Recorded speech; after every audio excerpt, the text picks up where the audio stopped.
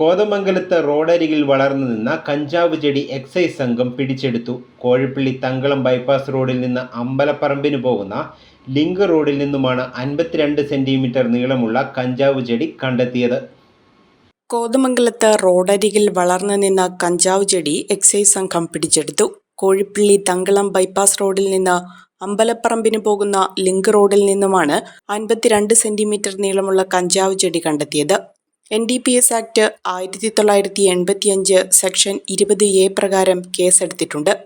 Excise circle inspector Janeesh MS, preventive officer grade Biju PV, civil excise ഓഫീസർമാരായ Abins MM, Nandu Sekharan എന്നിവരാണ് excise സംഘത്തിലുണ്ടായിരുന്നത്.